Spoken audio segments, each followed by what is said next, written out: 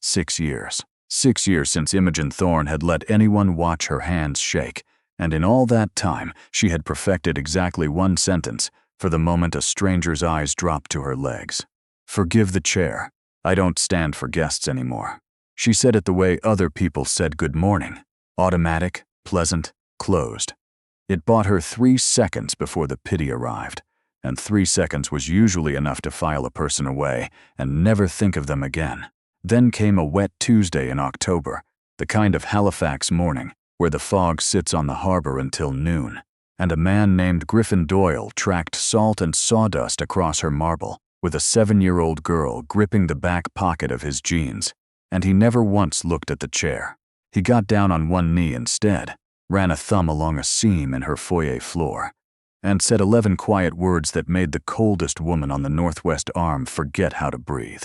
The morning had started for Griffin the way most of his mornings started that autumn, with a phone ringing before he'd finished his coffee, and a voice on the other end apologizing for something that wasn't really their fault. This time it was his sister-in-law, Nadine, who watched Poppy 3 days a week and who had, in the space of one sneeze-racked sentence, come down with the flu that was going around her daughter's school. "I can't have her near your kid," Nadine said, sounding genuinely wrecked about it. "I'm sorry, Griff. I'm so sorry." He stood at the counter of his rented half of a duplex in Dartmouth, holding the phone with his shoulder while he tried to finish braiding his daughter's hair into something that resembled a braid and mostly resembled a knot. Poppy watched him in the toaster's reflection, her small face doing the math before he'd even hung up. "I can come with you," she said. "You're not coming to a job site. You said Mrs. Thorne's house doesn't have a site. You said it's just a house." He had said that, hadn't he? He rubbed the back of his neck and looked at the invoice folder on the table, the one with the number circled in red from Poppy's dentist, and did arithmetic he'd been doing in his head for 2 years running. A morning's work on the Northwest Arm paid what 3 weeks of odd jobs paid him in Dartmouth. He could not afford to cancel. He also could not afford a sitter he didn't have. "Fine," he said. "You sit still. You touch nothing. And if I say 5 minutes in the truck, you go." She ate her cereal out of a travel mug in the passenger seat of his 15-year-old F-150 while he crossed the Macquarie Bridge into the fog, the gray water of the harbor disappearing beneath them on both sides like the bridge was the only solid thing left in the world. Poppy pressed her nose to the window and narrated the container ships below as though she were being paid to. The Thorne house sat behind a cedar hedge and a wrought iron gate at the end of a private lane in Chester. An hour and change down the coast, the kind of property where the driveway alone was longer than his whole street. A groundskeeper in a rain jacket checked Griffin's name against a clipboard, glanced once at Poppy without comment, and waved the truck through. The fountain at the turn of the drive had a skin of algae on it. It hadn't run in a long time. The front door was already open. Inside, the foyer rose 2 stories into a chandelier nobody had bothered to dust, and along the floor Griffin saw it the second his boots crossed the threshold. A hairline seam where someone had cut the stone to fit a wheelchair ramp and never pinned it properly. 6 more months of weight rolling over that seam, and the corner would lift like a loose tooth. He didn't get to finish the thought. A wheelchair came in from the east hall without a sound, the motor so quiet it might as well have been a held breath, and stopped where the marble met the rug. The woman in it looked to be in her mid-30s, dark hair scraped back hard enough to pull at her temples, a length of gray wool folded over her knees like a shield. She watched him the way a hawk watches a field that hasn't moved yet. "Forgive the chair," she said. "I don't stand for guests anymore." He could hear how many times that sentence had been used, the soft landing at the end of it, built to invite a particular kind of apology back. He'd heard cancer patients do the same thing once, in another life, apologizing in advance for the person the room would have to look at. He didn't answer her. He set down his tool bag, lowered himself onto one knee at the seam he'd already clocked from the door, and dragged his thumbnail along the gap until grout came away like ash. Then and only then did he look up. "The chair's not the problem," he said. "The problem is, Whoever poured this floor is going to snap that wheel clean off inside 6 months, and probably take your wrist with it when it happens. 11 words. He counted them later in the truck, out of habit more than anything. In the moment, he was only watching her face to see whether he'd just lost the job or kept it. She didn't move. The polite recoil he was braced for never came. Something shifted behind her eyes instead. The small mechanical click of a lock turning the wrong direction for the first time in years. "Show me," she said. He showed her. He laid his palm flat against the stone and explained, in the plain language of weight and torque he'd learned from 20 years of floors that lied to him, exactly why that corner would fail. Somewhere in the middle of it, Poppy drifted into his peripheral vision. Decided the woman in the chair was more interesting than the vase she'd been circling, and walked straight up to her without a shred of self-consciousness. "Can you go fast in that?" she asked. Imogen looked down at her, the way a person looks at a language they haven't spoken in years and are surprised to still understand. There was no script anywhere in her for that question. "Not as fast as I used to," she admitted, and the corner of her mouth moved once, almost against her will. Poppy nodded, satisfied, and wandered off to inspect a lamp that was clearly not meant to be inspected by 7-year-olds. The morning folded itself into work. Griffin walked the ground floor with a carpenter's pencil behind his ear and a notepad filling up fast. A threshold lipped half an inch too high here, a transition strip screwed down over open air there, a bathroom doorway, cut so narrow the chair scraped paint on every pass. None of it looked like malice on its own. All of it looked like the kind of rushed, careless work a contractor does when he knows the woman paying the bill can't follow him room to check. The contractor's name turned up 3 times in the renovation file Imogen's assistant forwarded him at her request. Roland Vane. Cousin. Oversaw the whole job as a favor, hired every crew himself. Griffin said nothing about that yet. It was the lift that changed the morning. The house had a small residential lift running from the garage level to the 2nd floor. The only way Imogen moved between floors on her own. Griffin pulled the maintenance panel because the work order told him to. He expected dust. He expected a tired cable. He expected the ordinary sins of a rush job. He found the brake spring, the coil meant to lock the cab in place if the cable ever lost tension. Filed down, not worn from use. Filed, with 3 flat, even scores along the inner curve where no natural friction would ever reach. He ran his thumb over them and felt the deliberate, unhurried spacing of someone who'd taken his time. A spring weekend like that would hold for a month, maybe 2. Then on some ordinary Tuesday it would finally let go. The cab would drop the last 5 feet, and a report somewhere would use the word fatigue and close the file. Griffin sat back on his heels in the dark of the shaft and listened to his own pulse for longer than he wanted to admit. He thought about Poppy upstairs asking a stranger if she could go fast in a wheelchair.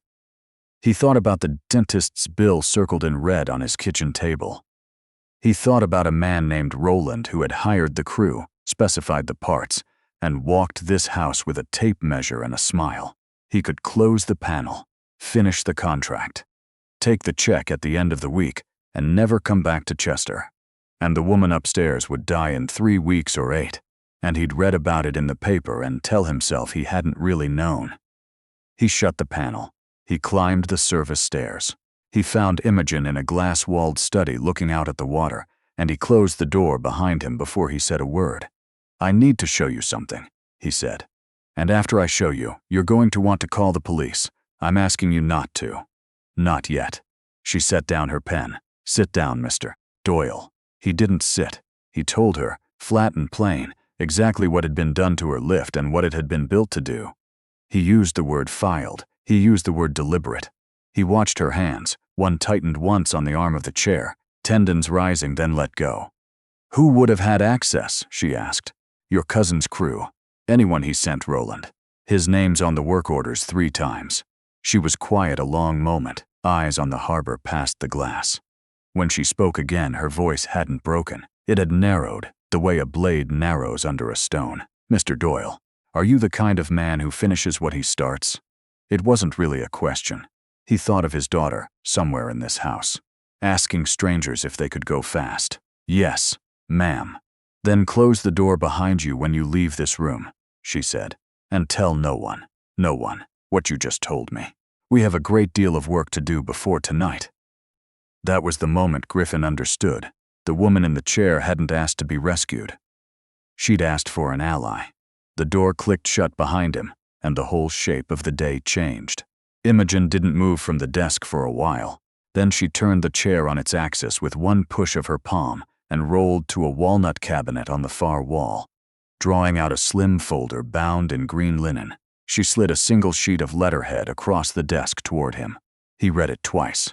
Northgate Capital. 8 weeks ago, they offered to buy out 40% of Thorn Atlantic at a price that would have set every board member up comfortably. For life. I refused. The terms would have gutted everything my father built. I told them no, told them why, and thought that was the end of it. Her hand rested flat over the folder. My cousin brokered that offer privately. He's been promised a finder's fee that runs 8 figures the day the papers are signed. He's already spent part of it.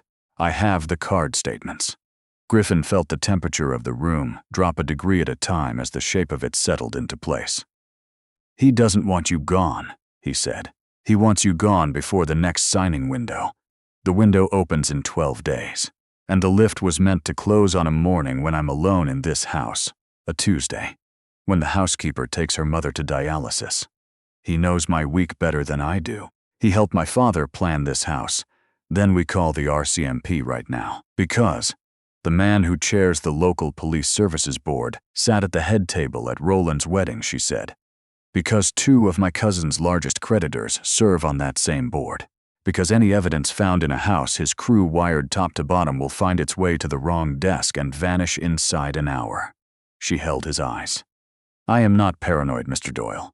I am a woman who has spent 6 years learning exactly who is willing to look at me and who is only willing to look through me, and I have a very clear map of the second group. Then we leave. You, me, Poppy. Off this property into my truck. And then, what? He already has your name from the gate log. The second he understands his work has been found, you become a loose thread. A man willing to file down a brake spring is willing to file other things." She held the look a beat longer. "I'm sorry. I didn't mean to pull you into this. But you're in it now." Griffin thought about the cereal bowl still in his sink at home, about Nadine's voice cracking with the flu, about the way Poppy had asked a stranger, without a second's hesitation, whether she could go fast. "All right," he said. "Then we don't run. We finish it tonight." She studied his face the way she'd studied the letterhead. "Why are you saying yes, Mr. Doyle?" "Because you didn't ask me to fix you," he said. "You asked me to stand beside you. Those aren't the same thing." Something in her shoulders that had been wound tight for 6 years let go by exactly 1 notch. "Imogen," she said. "Griffin." By early evening, Poppy had eaten a plate of pasta in a kitchen bigger than his entire duplex, curled up asleep on a leather sofa in the library under a throw that likely cost more than his rent, and begun to snore the small, unbothered snore of a kid who trusts the room she's in. Griffin watched her from the doorway a full minute before he came back to the dining table, where Imogen had spread architectural drawings of the lift shaft across the wood. "She'll sleep through anything," he said. "I designed an entire wing of this house for children," Imogen said, eyes on the blueprints. "I was 29 when I drew it up. I haven't opened that door in 6 years." He sat across from her. The drawings between them were precise to the millimeter. The shaft, the cab, the counterweights, the rail, and the safety mechanisms. Roland's crew had installed one by one. "What are you good at?" she asked. "Wood, stone, anything with a load I can feel with my hands. I can tell you which beam is lying about what it can hold." He turned a page. "Software's not my language. Cameras, networks. Ask me to break into one and I'll hand you back a busted lock and an apology. I built the camera system myself," she said. "Wrote half the firmware before I hired anyone to finish it. That part's mine to handle. I need what's yours. Then we have what we need." She looked up, and for the first time the look on her face wasn't assessment. It was something closer to recognition. "Tell me what the trap looks like," he told her. The cab would drop on his signal and stop dead between floors. Roland would be inside. He wouldn't be able to force the doors from within, because Griffin would weaken the inner latch just enough to feel like a manufacturing fault, not enough to notice on the way in. Once the cab stopped, Roland would have two choices: wait or talk to the woman who'd locked him there. And while he waits, Imogen said, "I want him live. 2 feeds at once to my outside counsel and to a contact I trust at RCMP headquarters in Halifax. Not a recording. Live. Recordings get edited. Recordings get lost. 2 desks watching at the same moment can't be unsent. Then we wire the cameras tonight." It took until past 2 in the morning. He worked the shaft in coveralls, with the headlamps strapped over his brow, dust settling into his teeth with every breath. He pulled the latch assembly, scored the catch plate exactly 1.5 millimeters deep, and reseated it so it looked untouched to the eye. He replaced the spring Roland's man had filed with an override of his own design, run off a pull cord routed up through the wall to the dining room. One tug, and the cab would lock between floors with no power and no way out but the front door.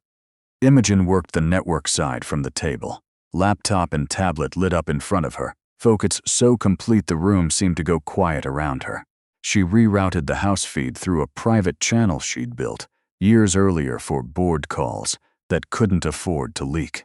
She pinged her outside counsel, a sharp-tongued lawyer named Priya Nazarian, who'd represented her father before her and slept with her phone on the nightstand.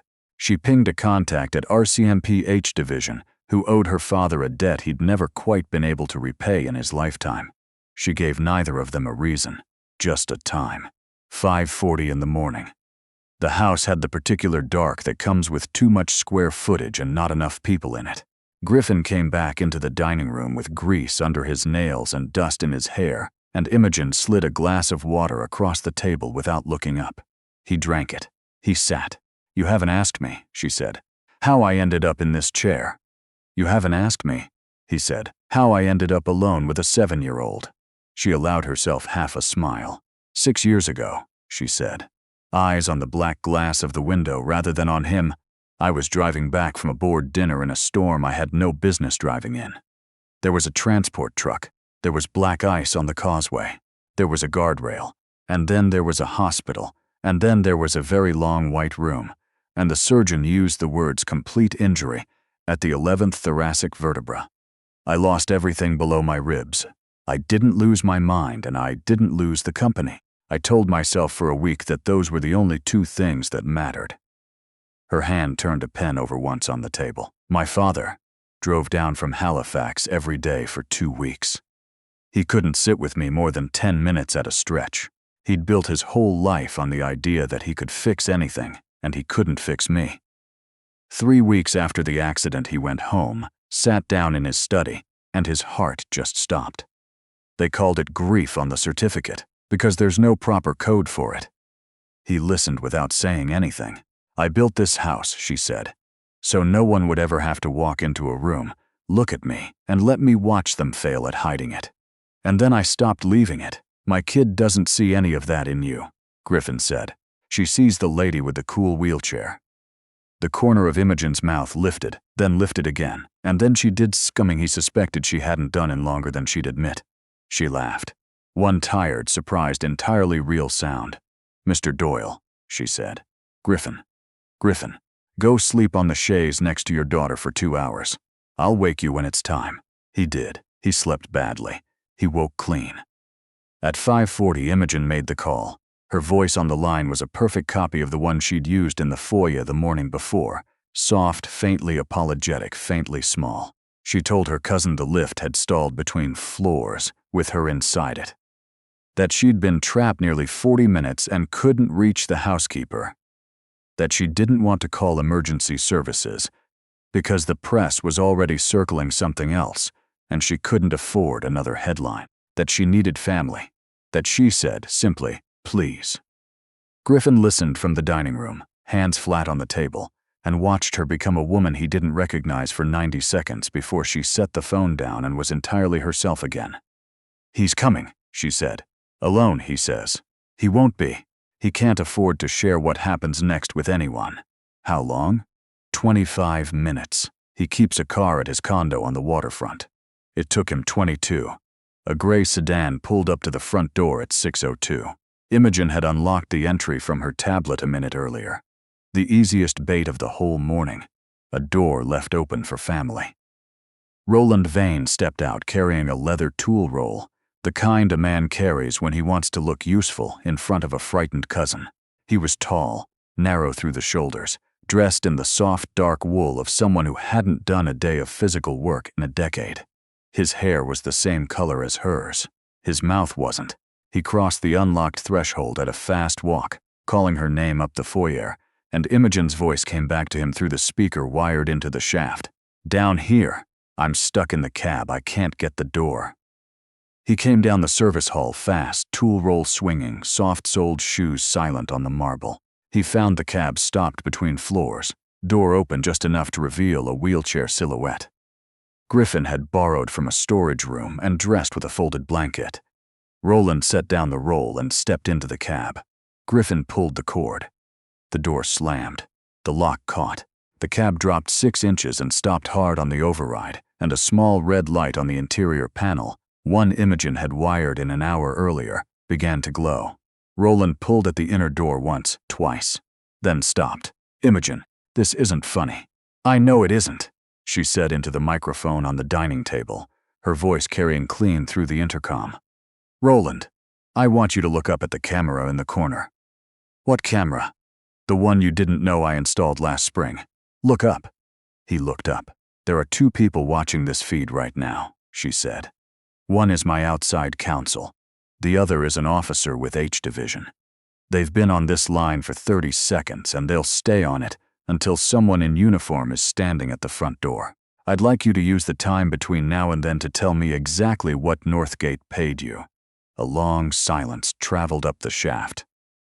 "You can't prove anything," Roland said finally. "I'm not asking you to confirm what I can prove. I'm giving you the chance to be the one who tells this story first. Every man in that deal is going to be talking to someone by the end of the day. I'm asking whether it's going to be you." Another silence, and then something underneath it. The sound of a man running a number his whole life had been building toward, and arriving, for the first time, at one he couldn't pay. He told her about the meeting in a hotel bar in Toronto. About the wire transfer routed through an account in the Caymans. About a man at Northgate who'd used the phrase "we need her" out of the chair. With a smile he'd pretended not to understand at the time. He gave up the name of the technician who'd filed the brake spring. He gave up the day he'd walked this house with a measuring tape. When the doorbell rang at 6:31, 2 officers in navy jackets stood on the step with the calm posture of people who'd made mornings like this one ordinary a long time ago. And Griffin walked them down the service hall without a word. By 7, the kitchen smelled like coffee the housekeeper had started without being asked, and Poppy wandered in barefoot, dragging the cashmere throw behind her, and climbed without invitation into Imogen's lap. "Read this," she said, opening a battered picture book she'd carried out of the library. Imogen looked down at the small head against her chest, then up across the room at Griffin, who was leaning in the doorway with his arms crossed and his eyes doing something he was going to deny later. She read the whole book. Her voice wasn't the one she'd used on the phone, or the one she'd used into the microphone, or the one she'd used at the desk the night before. It was a voice Griffin hadn't heard from her yet, one that sounded like it had been folded away for years and was only now being taken back out. The officers walked Roland out the front door at 7:14. He stopped on the threshold and looked back through the foyer at the woman in the chair holding a child on her lap. His face didn't hold shame, it held something colder. He smiled. "You should read the shareholders' agreement, cousin. Section 12, subsection DA. What? I filed it Monday. You have until 8 tomorrow morning to appear in person at the special board meeting and vote against the merger on the floor, or a default majority is recorded and the deal closes at 8:05. His smile widened by a millimeter. "I planned this for a year. The accident was the easy part. The clause was the chess. You can prove I tried to kill you. You can't undo a contract in the next 25 hours. The officers moved him along. Imogen sat in the kitchen with the girl in her lap and the harbor outside the window, and the color drained slowly from her face the way water drains from a tilted glass. Griffin crouched beside the chair so his eyes were level with hers. "Tell me what that means." "It means," she said, "that to keep my father's company, I have to be in a boardroom in downtown Halifax by 8 tomorrow morning. In person. Chair visible. Press in the lobby. 12 people who haven't seen me since the accident watching me roll in and deciding for themselves whether I'm still the woman whose signature runs this company." She looked at him. The fear on her face wasn't fear of Roland anymore. It was older than that. It had lived in this house for 6 years and grown roots into the floor. "I can't. Griffin, I can't. This house is the only reason I'm still standing. If I roll into that room, I don't get to come back out of the world again. There's no door left to close after that." He didn't answer. Poppy did. She turned in Imogen's arms, pressed one small palm to her cheek, and said with the flat confidence of a 7-year-old quoting her father, "My dad says we don't quit." Imogen closed her eyes. When she opened them, Griffin was holding out his hand. She looked at it a long moment. Then she took it. The day that followed left no room to rest. Officers took statements past noon. Priya Nazarian arrived with a paralegal and 3 bankers' boxes and worked the shareholders' charter line by line at the dining table, while Poppy napped in the library, and Griffin patched the lift shaft into something that would pass inspection. By dusk, every business desk in the province had Roland's name on it, and the lobby of the Thorn Atlantic Tower downtown was already crowded with cameras and satellite trucks that had done their own arithmetic and understood a board meeting was scheduled for 8 the next morning. The clause was airtight. Priya had read it 3 times. It had been drafted by a firm Roland retained personally 11 months earlier and buried inside a routine amendment that had cleared the board on a quiet Thursday in the spring. There was no motion to file, no injunction that could be argued before sunrise. There was only a room downtown and a chair that had to be sitting in it. Neither of them slept much. Griffin made coffee at 5. Imogen dressed at 6, in the charcoal her father had worn to every board meeting of his life, doing her own hair at the bathroom mirror with steady hands. Poppy sat on the counter the whole time, swinging her heels, offering opinions on earrings. "Those," she said, pointing at a small pair of pearl studs. "They were my mother's," Imogen said. "Then definitely those." She put them on. At 7:20, the 3 of them came down the front steps and crossed the gravel to the only vehicle waiting there. Griffin's truck looked like exactly what it was. A working man's pickup with 250,000 kilometers on the odometer, and a long crease down the passenger side from a ladder that had shifted in a windstorm 2 summers back. He'd cleared the bench seat that morning of 2 weeks of receipts and a booster seat, and he held the passenger door open with one hand and offered Imogen the other. She didn't need it to make the transfer. She had her own arms. She took it anyway.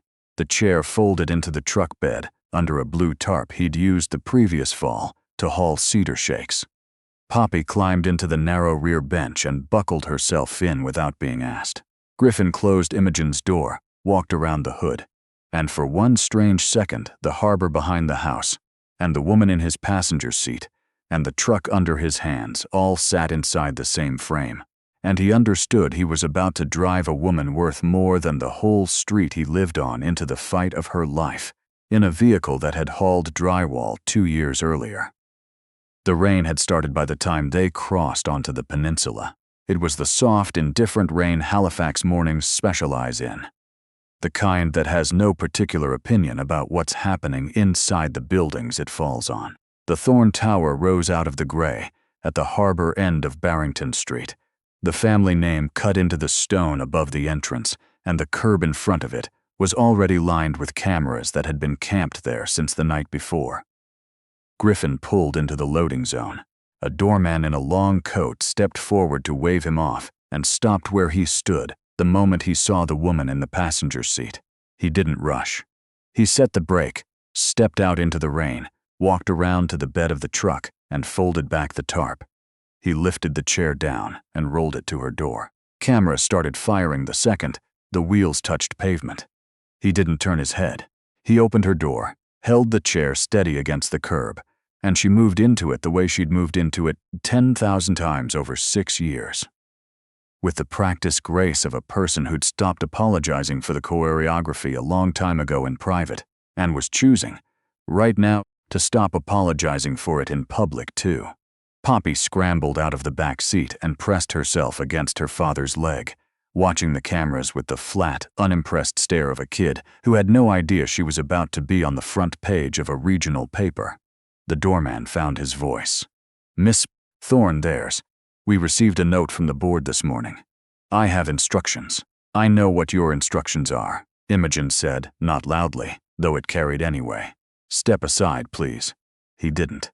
2 more men came out from the lobby behind him, and the larger one started saying something about a medical determination and a temporary suspension of executive privileges filed at 6 that morning by a deputy acting on behalf of the vice chair.